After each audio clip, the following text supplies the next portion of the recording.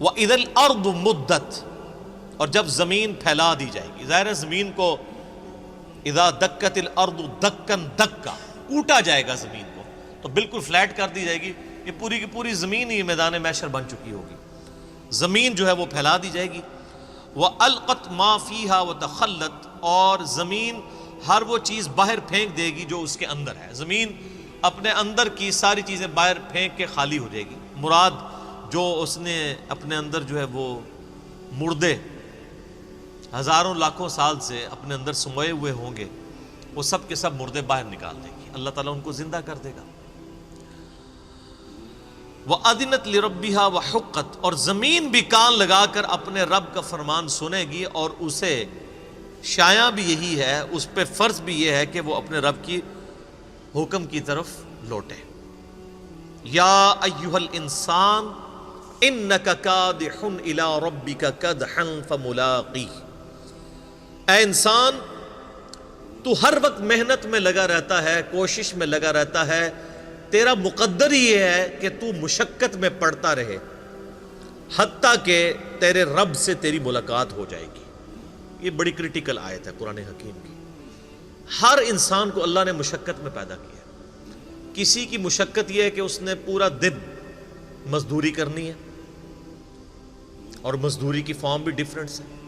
کسی نے وزن اٹھانا ہے، تو کسی نے جو ہے وہ انٹلیکچوئل ان پٹ دینی ہے ایئر کنڈیشن کمرے میں بیٹھ کے کسی ملٹی نیشنل میں جاب کرتے ہوئے.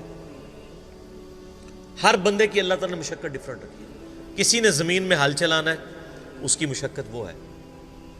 ہر انسان کو اللہ نے مشقت میں پیدا کیا ہے، کیونکہ انسان کے ساتھ اللہ تعالیٰ نے پیٹ لگا دیا ہے جو اس کی یعنی بنیادی ضرورت ہے.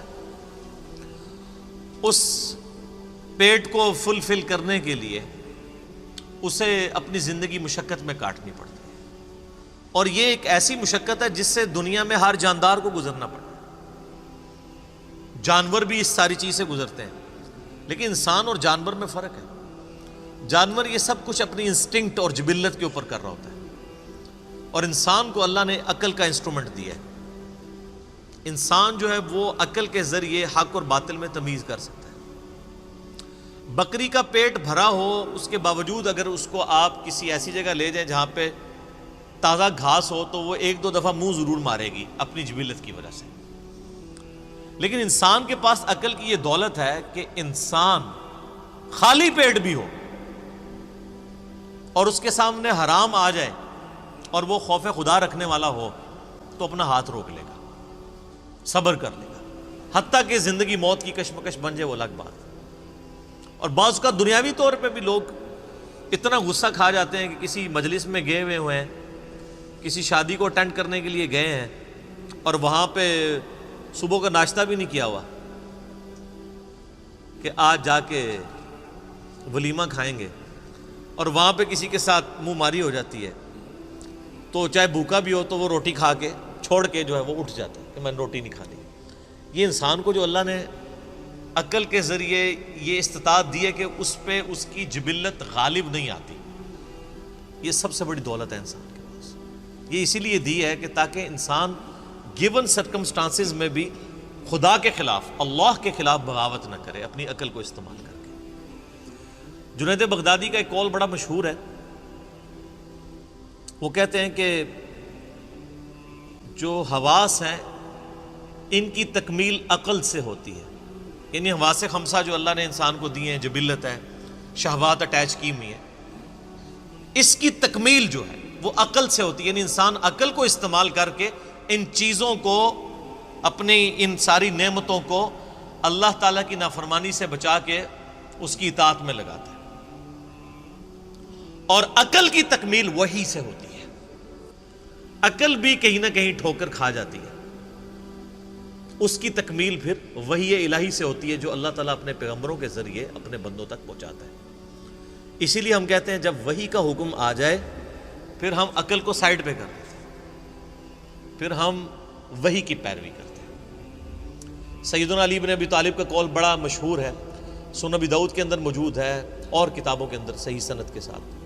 وہ کہتے ہیں کہ اگر دین کو میں صرف عقل کی بنیاد پہ فالو کر رہا ہوتا تو موزوں پر جو مسح ہے یہ تلوے کی طرف ہونا چاہیے تھا، کیونکہ عموماً تلوے گندے ہوتے ہیں، مٹی تو نیچے زیادہ لگتی ہے نا چلتے ہوئے، لیکن وہ کہتے ہیں سنت یہ ہے کہ آپ نے موزوں کے اوپر مسح جو ہے وہ اوپر والی سائڈ کے اوپر کرنا ہے، تو ہم پھر شریعت کو فالو کرتے ہیں۔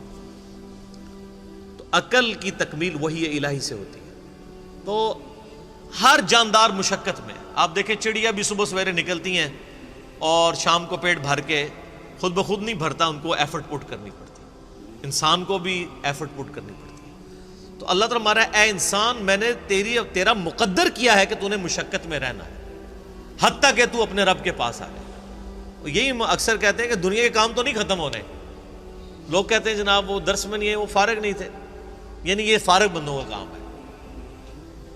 بھئی اسی ٹائم میں سے ٹائم نکالنا ہے نا اللہ کے لیے، گیون سرکمسٹانسز میں۔ انسان کو تو پیدا ہی مشقت میں کیا گیا ہے، اسی مشقت میں سے آپ نے اپنے آپ کو فری کرنا ہے۔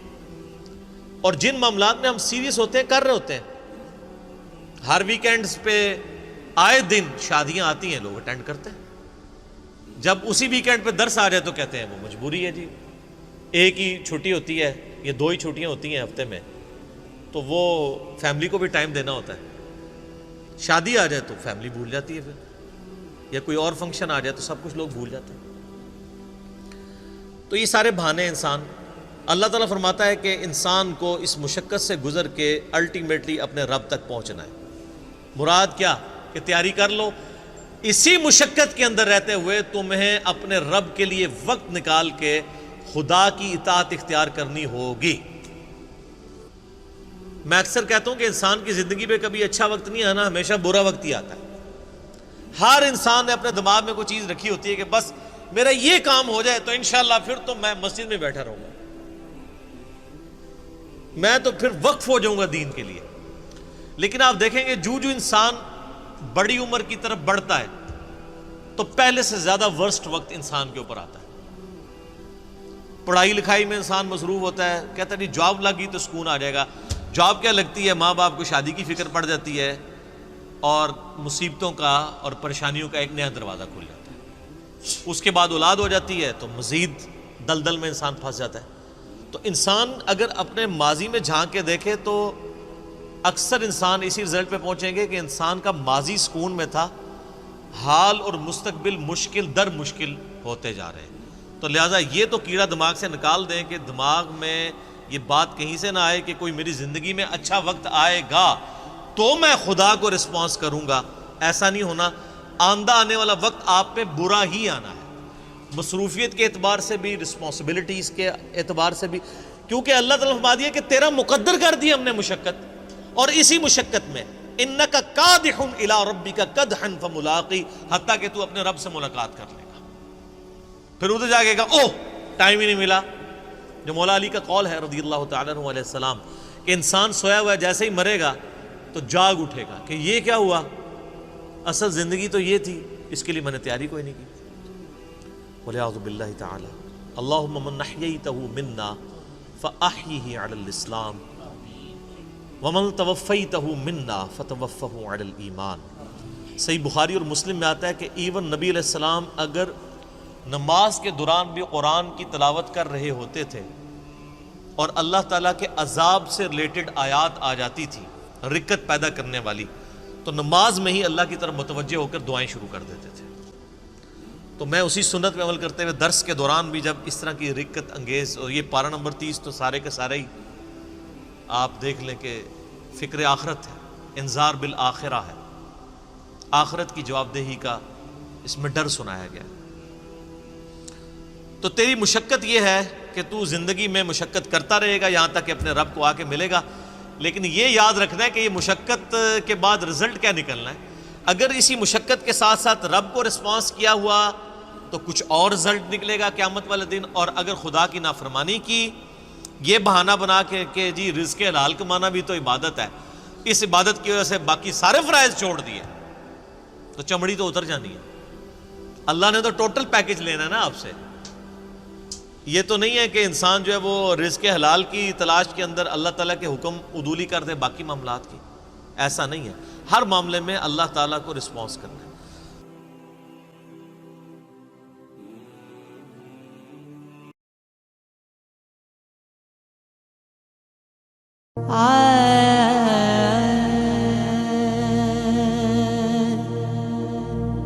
میں بے عقلا عقل نہ مینوں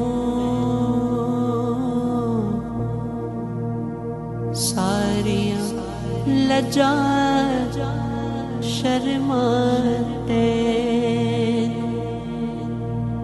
نا نا